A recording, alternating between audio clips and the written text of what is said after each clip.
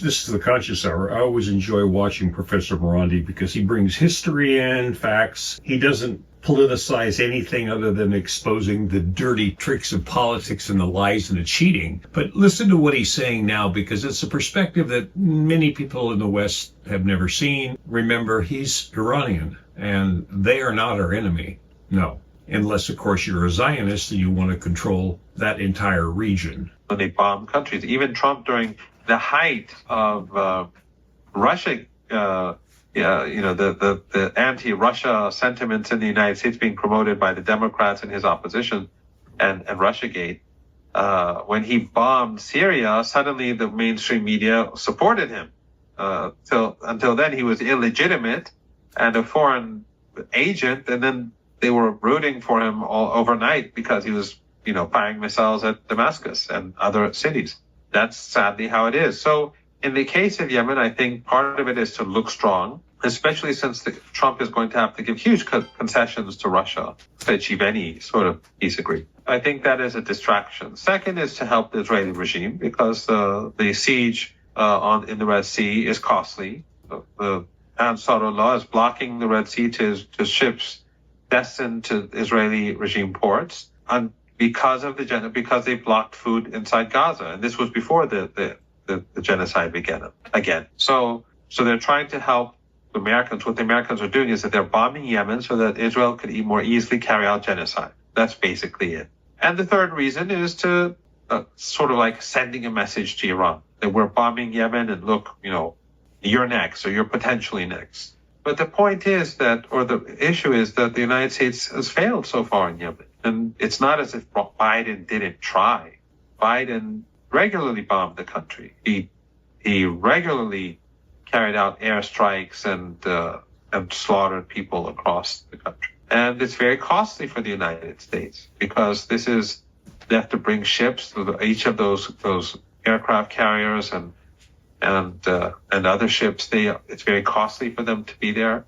The planes, when they fly to bomb the people of Yemen, it's very costly, these airstrikes, especially since the aircraft carrier has to move far away from Yemen to protect itself. And every time Yemen strikes back with drones and missiles that are very inexpensive, high-tech, but inexpensive, the Americans have to use very expensive missiles to defend themselves. So this is going to be very costly. And ultimately, the Americans are going to fail. So instead of sending a message that frightens Iran, what it's doing is it's sending a message that the Americans thought they can do something, but they're miscalculating, and they have miscalculated.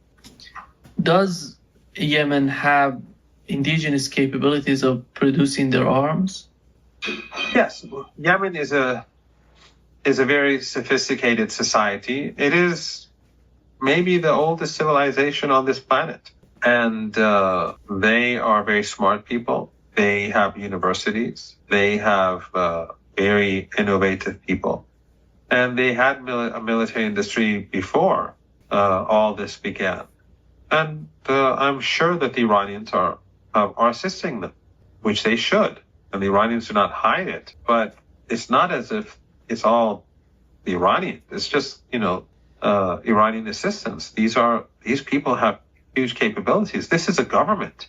The government of Yemen, which controls the capital, is running a country, and part of their responsibility, or one of their responsibilities, is to develop an indigenous defense capability, because we saw the Saudis and the Emiratis with Western support carry out a 7-year genocidal war.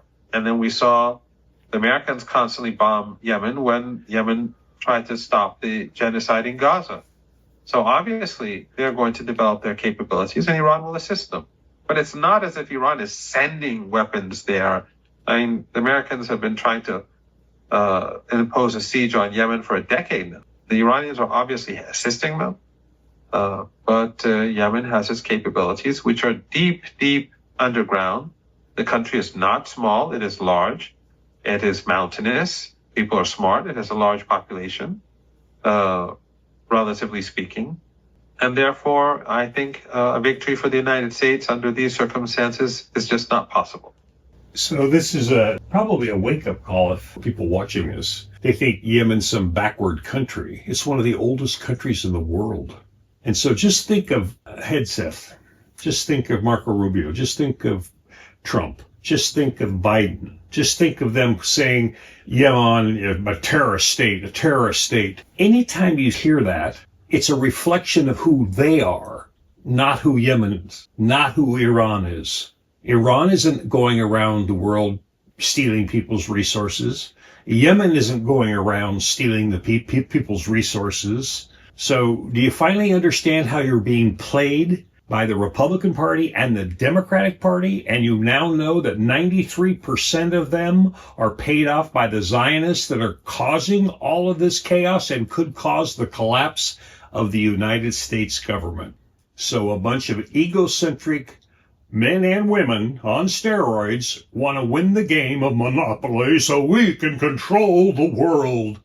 They'll blow the whole fucking place up if they keep going that way. This is the Conscious Hour.